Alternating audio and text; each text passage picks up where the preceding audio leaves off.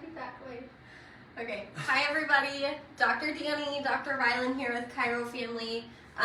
We just wanted to do a quick video explaining the different ways we can adjust. Specifically, we're doing the neck today.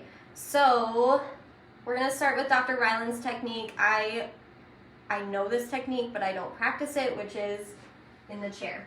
So.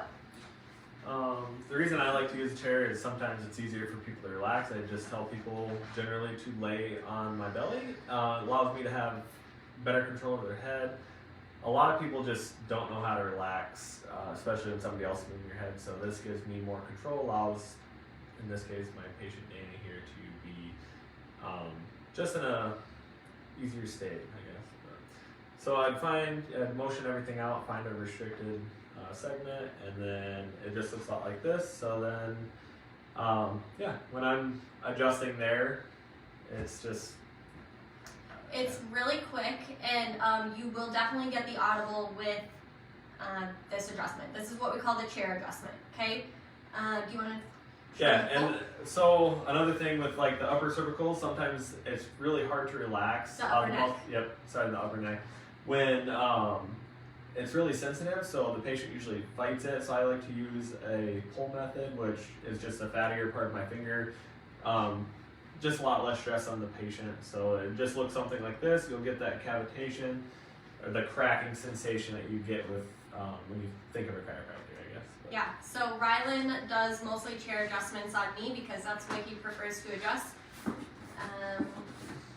But I do it different for him. So now we're gonna go to the table, show you guys some different ways.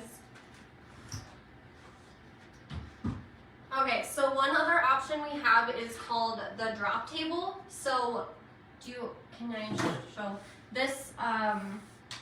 This headpiece here actually lifts up, and then when I would set up and when I thrust, you're gonna hear a drop like that. Sometimes you hear the audible, sometimes you won't.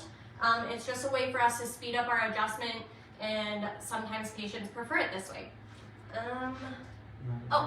Activator. This is called an activator. I'm a little shaky, I just had a bunch of coffee. Basically, this does the adjustment for us. This is gonna go where we find the restriction, and it's a quick little click. It does a quick little thrust. So I could find the restriction, I'm gonna place it and tell you that there's gonna be a quick click. Easy peasy. This is what a lot of kids like to use, toddlers. Go ahead and flip over. So this is, I would say, a very popular way that a lot of chiropractors adjust. I'd find the restriction, and then you're gonna adjust this way. And then, we do that this way, you're gonna get an audible as well. And then the last way I'm gonna do, it's called stair stepping. This is strictly just like working on range of motion. So typically there's not gonna be an audible.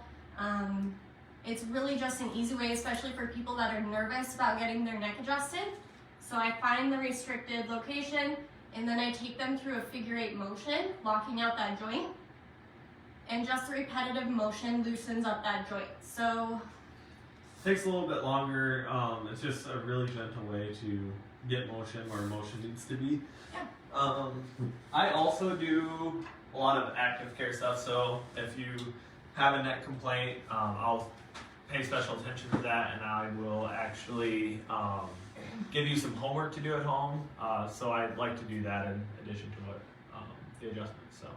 Yeah, so Dr. Rylan prefers doing adjustments in the chair. Hi, Kazdan. I prefer doing either activator, stair stepping, or the one where you're looking up at the ceiling. So we each have our preference. We know how to do each other's techniques. Just have a preference. This was just the most common question that we had when people would ask, what makes us different. Each person has been to a chiropractor before, or if they haven't been and they're nervous about it, this has been the biggest hiccup. So we just kind of wanted to address the different styles so you know what to expect if you're booking, and just open up the floor for any questions you may have about that. So I also want to say that a lot of my patients will mix up which way they like to be adjusted depending on where they are. So a lot of people like their back cracked, but they don't like their neck cracked. So then we are able to do different techniques on different areas of the body. So you're not always stuck with cracking every spot along the way. So yeah. I don't know if you guys have any questions. Go ahead and ask away. I can't read them from this. Yeah, it's hard to read the comments. The phone's far away, but. Hi, Dr. Clark. Yeah, if you have any questions, let us know. We'll try to address them best we can. Amos, I have not forgot about you. We will be doing a segment later this week on thoracic mobility and the effects it might have on your neck pain and stiffness. So I'm getting that all put together, and it'll come later this week. Thanks, everyone.